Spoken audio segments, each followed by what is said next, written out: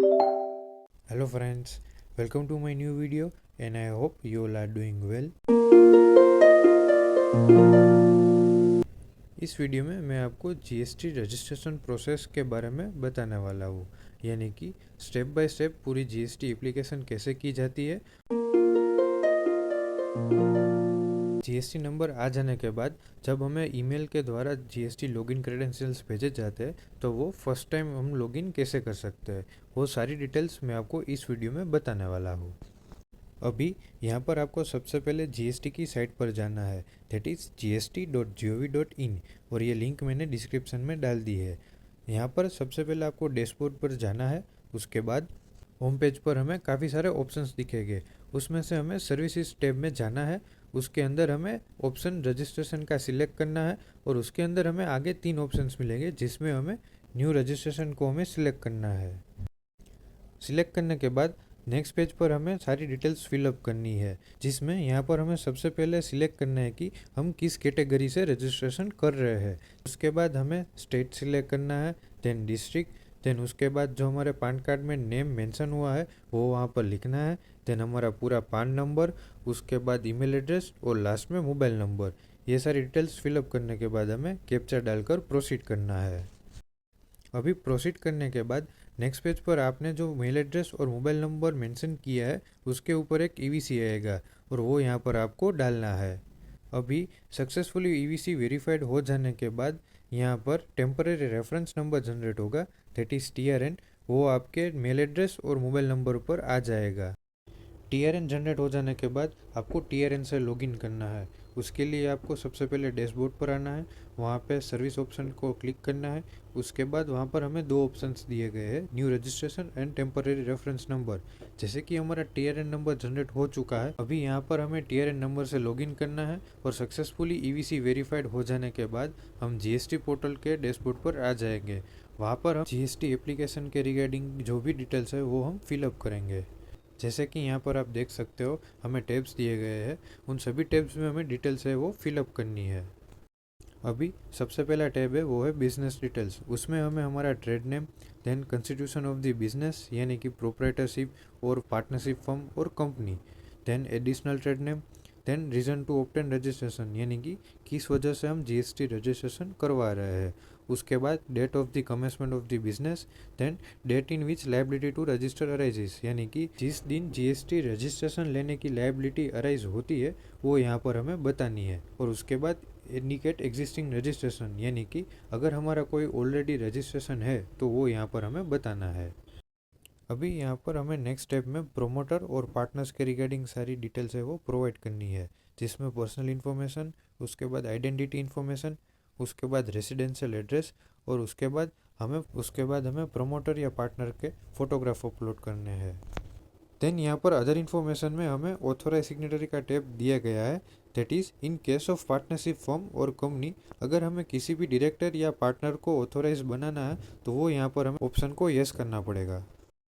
अभी next step में हमें ऑथोराइज सिग्नेटरी के रिलेटेड इन्फॉर्मेशन है वो प्रोवाइड करनी है, जिसमें अगर हमारा प्रोप्राइटरी कंसर्न है तो उसमें हमें सिर्फ प्राइमरी ऑथोराइज सिग्नेटरी में टिक करना है, तो ऑटोमेटिक जो सारी इन्फॉर्मेशन है वो यहाँ पर आ जाएगी। और अगर कोई कंपनी या पार्टनरशिप फर्म है तो उसमें जो डायरेक्टर या पार्टनर को हमें असाइन करना है फॉर ऑथोराइज सिग्नेटरी, उसकी डिटेल्स यहाँ पर हमें प्रोवाइड करनी है। देन नेक्स्ट स्टेप में हमें ऑथोराइज रिप्रेजेंटेटिव की डिटेल्स प्रोवाइड करनी है, यानी कि अगर कोई चार्टर्ड अकाउंटेंट और जीएसटी प्रैक्टिशनर और कोई एडवोकेट है जो फर्दर हमारे बीएफ में रिप्रेजेंट करेगा, उसकी डिटेल्स यहाँ पर हमें प्रोवाइड करनी है।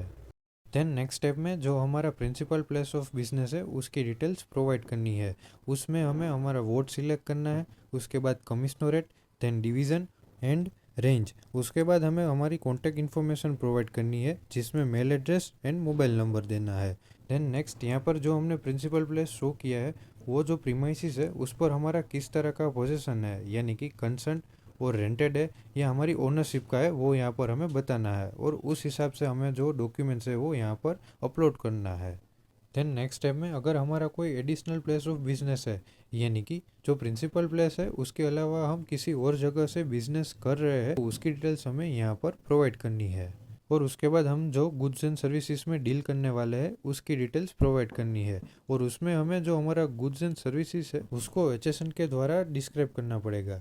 यानी कि हमारा जो गुड्स है उसका एक स्पेसिफिक HSN नंबर होगा, वो यहाँ पर हमें सिलेक्ट करना है। देन कंटिन्यू करने के बाद नेक्स्ट स्टेप में हमें स्टेट स्पेसिफिक इन्फॉर्मेशन आती है, जिसमें हमें अगर हमारे पास इसमें से कोई भी इन्फॉर्मेशन अवेलेबल है तो वो यहाँ पर हमें प्रोवाइड करनी है। देन इन्फॉर्मेशन प्रोवाइड करने के बाद हमें 7 कंटिन्यू करना है। उसके बाद हमारे पास नेक्स्ट स्टेप आता है, वो है आधार ऑथेंटिकेशन। आधार ऑथेंटिकेशन में रिसेंटली एक अपडेट आया हुआ है, जिसका वीडियो मैंने ऑलरेडी अपलोड किया हुआ है और लिंक मैंने डिस्क्रिप्शन में डाल दी है, तो वो आप चेकआउट कर सकते हो। बेसिकली आधार ऑथेंटिकेशन में हमने जो ऑथोराइज सिग्नेटरी की डिटेल्स है वो आधार के डेटा मैच होगी, उसके बाद आधार ऑथेंटिकेशन होगा, और उसके लिए हमें जो हमारा रजिस्टर मेल है उसके ऊपर एक लिंक आएगा, उस लिंक पे हमें हमारा आधार नंबर डालना है। उसके बाद एक OTP जनरेट होगा, और वो OTP सक्सेसफुली वेरीफाइड हो जाने के बाद हमारा आधार ऑथेंटिकेशन है वो सक्सेसफुल हो जाएगा।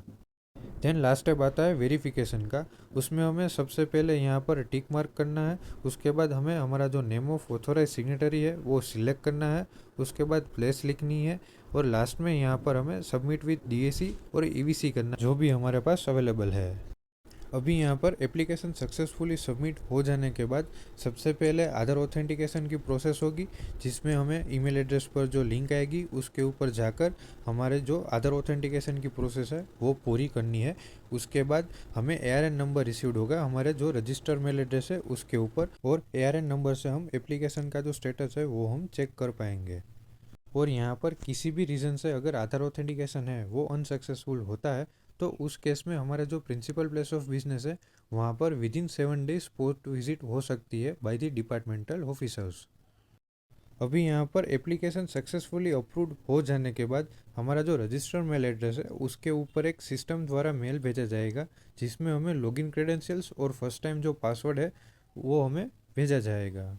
और जब हम लॉगिन पेज पे आएंगे वहाँ पर हमें नीचे ऑप्शन दिया गया है जिसमें लिखा है कि अगर हम फर्स्ट टाइम लॉगिन कर रहे हैं तो यहाँ पर क्लिक कीजिए, और क्लिक करने के बाद हमें जो प्रोविजनल आईडी यानी कि जो हमारा क्रेडेंशियल्स दिए गया है वो यहाँ पर हमें डालना है, उसके बाद पासवर्ड, और वहाँ पर हमें प्रोसीड करना है, जिसके बाद हम हमारा जो यूज़र नेम है और जो पासवर्ड है वो आसानी से सेट कर पाएंगे। सो फ्रेंड्स, आई होप ये वीडियो आपको समझ में आया होगा, और GST एप्लीकेशन करने के लिए जो सारी प्रोसेस है वो आपको आसानी से समझ आ गई होगी। Thank you friends for watching my video. Please like, share and subscribe.